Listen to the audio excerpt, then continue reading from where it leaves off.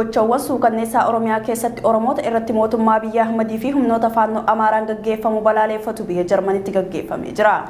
Hawaasni Oromoo biyya Jarman jiraatu magaalaa Berliinitti sagalee mormii gochawwan badii kana balaaleffatu dhageessisanii jiru. Gochawwan humnoota waloo mootummaa fi faannoo Amaaraatiin Oromoota irratti raawwatamaa jiru dallansuu guddaa uumuun biyya keessaa fi alatti hiriirri balaaleffannaa dhawee torbaan lama lakkoofsisee jira. Hiriirri kun torbaan tokkoon dura guutuu Oromiyaa fi dhaabbilee barnootaa olaanoo keessatti kan jalqabe yommuu ta'u, USA Washington DC'ttis muummichi ministeera Abiy Ahmad achitti argamu hordofee mormiin cimaan dhalattoota Oromoo fi jaalattoota sabicha biraa dhageessifamee jira.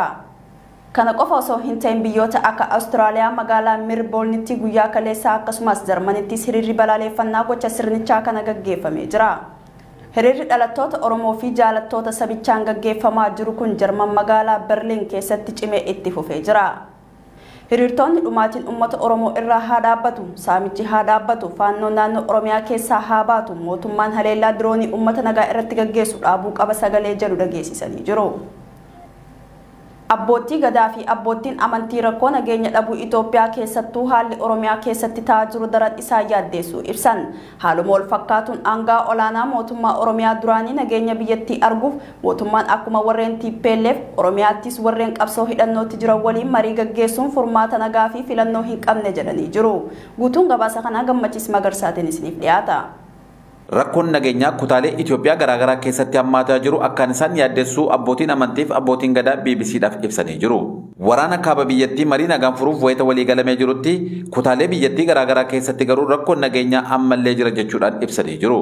Keessattuu haleellaa Oromiyaa keessatti raawwatamaa jiruun dhiittaan mirga namummaa hammaataa ta'e raawwatamu koomishiniin mirgoota namummaa Itoophiyaa mootummaa aangoorra jiruun muudamee ibsee jira. Abbaan gadaa Gobanaa Hoolaa mootummaan biyya bulchaa jiruu fi hidhattoonni waraana bilisummaa Oromoo dhugumatti uummata kanaaf qabsaa jiru yoo ta'e rakkoo jiru mari'atanii hiikuu qabu jechuudhaanis yaada isaanii kennanii jiru.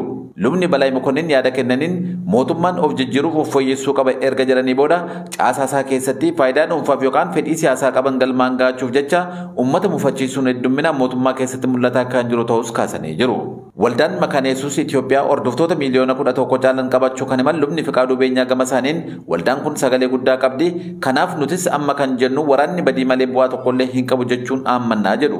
Mootummaan kun warreen hidhatanii bosona jiran dhaggeeffatee rakkoo jiru waliin mari'atee hiikuu qaba. Isaanis ta'anii karaa nagaan mari'achuuf fedhii qabaachuu argisiisuu qabu jedhani.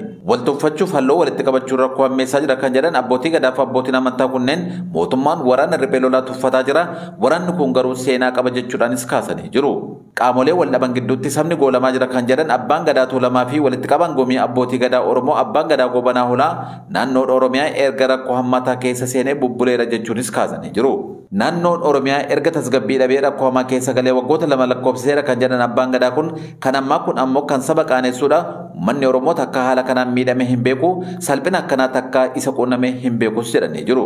Abbaan gadaa Gobanaa Hoolaa akka jedhanitti rakkoo riphee lolaa dhalee xiyyeeffannaa argatee yeroon hin furamu taanaan hammaataa kan deemu ta'us kaasanii jiru.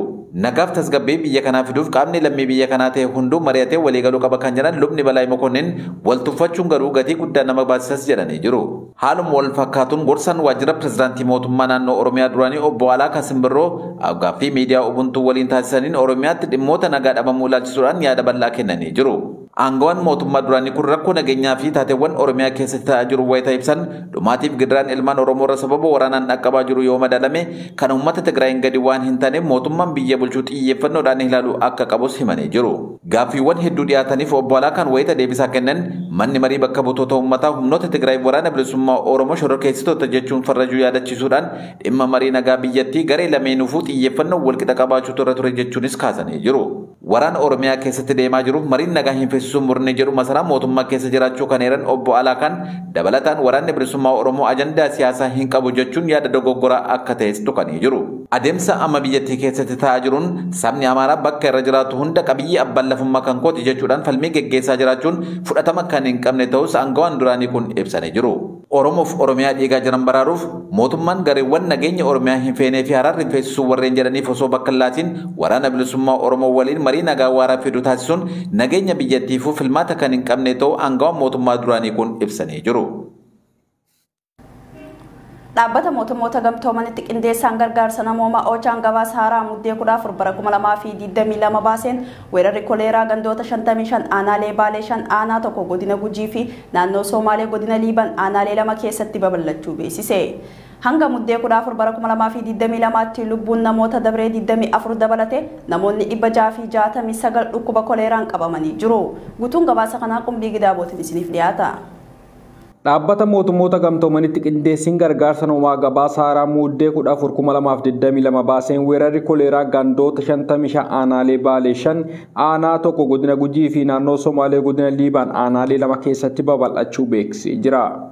Hanga muddee 14 bara 2022tti lubbuun namootaa darbe 24 dabalatee namoonni 669 dhukkuba koleeraan qabamaniirus jedhee jira. Aanaalee 8 dhibeen kun itti babal'ate keessatti namoonni 743 dhiyaatan balaa guddaa keessa jiraachuus gabaas kun eeree jira.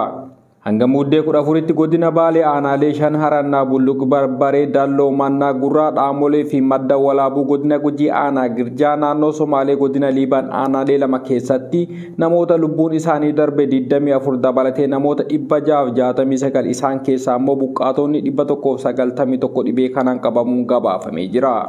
Torbaan lamaan darban keessatti lakkoofsi namoota dhibee kanaan qabamanii 30 dabalus gabaasichi eeree jira. Godina Gujii aanaa Girjaatti lakkoofsi namoota dhibee kanaan qabamanii saffisa olaanaan babal'achaa kan jiru yoo ta'u, torbaan lamaan hin guunne keessatti namoonni 100 ol dhibichaan qabamus gabaafamee jira. Duuti gabaafame irra caalaan isaanii umurii duwwaa hanga 14 gidduutti 16 daa'imman umuriin isaanii waggaa 5 gadi ta'e akka ta'e himamee jira.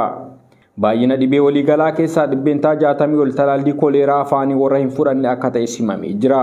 Bishaan qulqullina hin qabne bakka bishaan faalame irraa argamu fayyadamuun weerara kanaaf sababa guddaa ta'uu akka danda'u himamee jira. Tajaajila bishaanii fi qulqullina naannoo argachuun daangeffamee barmaatiileen qulqullina gaarii hin taane fincaan bakkeetti fincaa'uu fi filannoowwan qulqullinaa fi bishaanii dhabuun dhukkuba kun godinaalee fi naannolee kanneen keessatti saffisaan akka babal'atu kan gumaachan keessaa isaan muraasa ta'uunis himamee jira. Dhaabbata fayyaa hawaasa Itoophiyaa waajjiraaleen fayyaa Oromiyaa fi Somaalee dhaabbata fayyaa addunyaa fandiin daa'imman dhaabbata mootummoota gamtoomanii UNICEF fi michoonni biroo waajjiraalee fayyaa fi qulqullina naannoowwanii dursa kennamuuf addatti iddoowwan buqqaatonni argaman irratti xiyyeeffatanii deeggaruu itti fufanii jirus jedhee jira. Hanga guyyaa gabaasni kun bahutti giddugala wal'aansa koleeraa CTC aanaalee Barbaree Madda Walaabuu fi Girjaatti jiran keessatti namoonni haaraan dhibee kanaan qabaman argamanii jiru. Akka gabaasa dhaabbata fayyaa hawaasaa Itoophiyaatti aanaalee 8 dhibee kanaan miidhaman keessatti namoonni 743 dhiyaatan balaa guddaa keessa jiru. Dhaabbata mootummoota gamtoomanitti qindeessiin gargaarsa namoomaa gabaasa sadaasa 23 baaseen gandoota 41 aanaalee 4 godina Baalee fi aanaalee naannoo Somaalee 2 keessatti namoonni 491 koleeraan qabamanii 20 du'uun kana malees immoo namoonni 555 ta'an immoo weerarichaaf kan saaxilaman ta'uu beeksisee ture. Gabaasa itti aanu dhaabbatichi torbaan 3 booda amma baaseen ammoo babal'inni weerarichaa saffisaan dabalaa akka jiru agarsiisee jira. Aanaalee dhibee kanaan miidhaman irra caalaa isaaniitti tilmaamni yeroo dhiyoo fi roobaa ilaalame akka mirkaneessutti yeroo roobaa amma onkololeessa hanga muddee 2022tti kutaalee kibbaa fi baha biyyattii keessatti rooba gahaa osoo hin argatiin darbuun waqtii roobaa shanaffaa walitti aansuudhaan rooba gahaa osoo hin argatiin darbuu akka ta'es tilmaamamee jira. Bishaanii fi nyaata barbaacha gara aanaalee dhibeen kun itti babal'ateetti sochiin uummataa dabalaa dhufuun yeroo wal fakkaatutti lakkoofsi namoota weerara dhibee kanaaf saaxilamanii daraan babal'achaa akka jiru himamee jira. Koleeraa yeroo duraatiif kibba Oromiyaa godina Baalee aanaa Harannaa Bulluq keessatti haga 27 mul'achuun kan gabaafame yoo ta'u boodarraa gara aanaa Barbaree keessatti argamee jira. Sababiin madda dhukkubichaas bishaan qulqullina hin qabne fayyadamuu ta'us dhaabbatichi ibsee jira. Senatarri Ameerikaa Chris Van Hollen Itoophiyaa keessatti nageenyi akka bu'uuf qajeeltowwan waliigaltee diinummaa dhaabuu guutumatti hordofuu fi amanamummaa gaariin socho'uun murteessaa ta'uu muummicha ministeeraa Abiyyi Ahmadiif himan. Chris Van Hollen marii muummicha ministeeraa Abiyyi Ahmad waliin taasisaniin booda ibsa baasaniin qabxiiwwan waliigaltee hojiirra oolchuun murteessaa ta'e irratti mari'atanii jiraachuu himanii jiru. Guutuun gabaasa kanaa Maadii Abdul Baasitiin isiniif dhiyaata.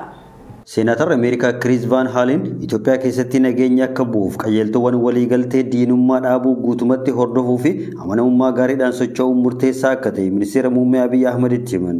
Chris Van Hollen marii muummee ministeera Abiyyi Ahmad waliin taasisanii booda ibsa baasaniin qabxiiwwan waliigaltee hojiirra oolchuun murteessaa ta'e irratti mari'atanii jiraachuu himan.